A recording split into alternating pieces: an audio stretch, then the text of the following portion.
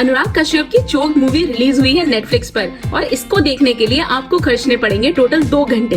ये एक family movie है और अनुराग कश्यप की खासियत है डार्क थ्रिलर मूवीज और वेब सीरीज जैसे sacred games, gangs of Wasseypur आदि।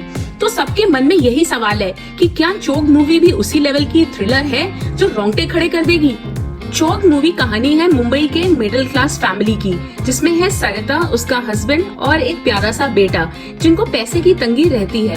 पर तभी उसकी चोक नाली से निकलते हैं नोटों के बंडल्स और उसे लगता है कि अब उसके पैसे की दिक्कत दूर हो जाएगी। पर तभी अनाउंस होता है डिमोनेटाइजेशन बाय मोदी जी और सारी करेंसी नोट्स जो उस नाली से निकलते हैं हो जाते हैं बेकार। इसकी स्टोरी के बारे में हम डिटेल में बात करेंगे, पर अगर आप हमारे चैनल पर पहली बार आए हैं तो प्लीज इसे जल्दी से सब्सक्राइब कर लीजिए।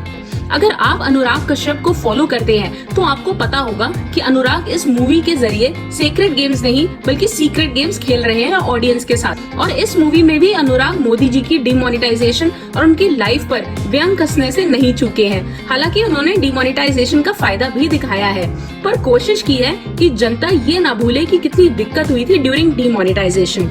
जैसे कि एक सीन में सरिता जो कि कैशियर है बैंक में, एक बूढ़े कस्टमर के साथ डील कर रही है जब डिमोनेटाइजेशन होता है। कस्टमर बोलता है कि बेटा मैं बार बार बैंक कैसे आऊंगी, पर सरिता कहती है कि ये तो वोट देने से पहले सोचना था, जो कि काफी हार्ड हिटिंग है और शायद इस सीन की जरूरत भी नहीं थी इस मूवी में। ये मूवी सीक्रेट गेम्स की तरह हिट हो जाती अगर ये फालतू के बिना सिर पैर वाले सीन्स ना होते इसमें। चलिए बात करते हैं इसकी कहानी की। चोक की कहानी है मिडिल क्लास फैमिली की, जिसमें सयामी खेर बनी है सरिता और रोशन मैथ्यू बने हैं सुशांत पिल्लई। सरिता एक बैंक में कैशियर है। सरिता का पति कुछ काम नहीं करता और इसी को लेके उनके बीच नोकझोंक होती रहती है। इन दोनों का एक प्यारा सा बेटा है जो इन दोनों के झगड़ों में बीच में हमेशा पिसता रहता है। सरिता मुंबई लोकल ट्रेन में ट्रैवल करती है, सारा घर का काम करती है और वहीं उसके पति को घर की बिल्कुल भी परवाह नहीं है। पड़ोसियों को बहुत ही मतलबी दिखाया है जो सिर्फ अपना उल्लू सीधा करते रहते हैं। सरिता के किचन की नाली काफी दिनों से चोक चल रही है, जिसकी वजह से उसके पड़ोसियों को बहुत परेशानी होती है। पर उसी चोक नाली से सरिता की किस्मत खुलती है जब एक रात अचानक उसके किचन की नाली ओवरफ्लो करने लगती है और उसमें से नोटों के बंडल निकलने शुरू हो जाते हैं। अब ये बात सरिता अपने पति को नहीं बताती और चुपचाप रोज रात उसमें से नोट निकालती रहती है। नोट ऐसे निकलते हैं कि सरिता के घर के ऊपर रहता है एक मिनिस्टर का पीए जो कि हर रोज आता है और कुछ नोटों का बंडल पॉलिथीन में बांध के नाली में छुपा के रखता है। पर पैसे आने से सरिता की परेशानी कम नहीं होती बल्कि बढ़ने लगती है, क्योंकि दिसंबर में जब डिमोनेटाइजेशन अनाउंस होता है तभी उसके ऊपर कुछ लोग दबाव डालते हैं नई करेंसी इलीगली एक्सचेंज कराने के लिए बैंक से, जो कि इनकम टैक्स डिपार्टमेंट वाले कड़ी नजर रखे हुए हैं सारे बैंक एम्प्लॉइज पर।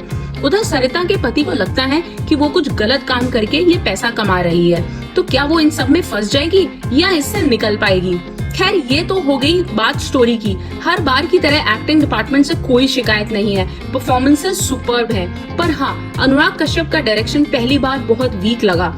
ऐसा लगा जैसे उनको खुद को क्लियर नहीं था कि वो इसकी एंडिंग पॉजिटिव दिखाना चाहते हैं या नेगेटिव। ऊपर से क्लाइमेक्स का बिल्डअप भी बहुत वीक है।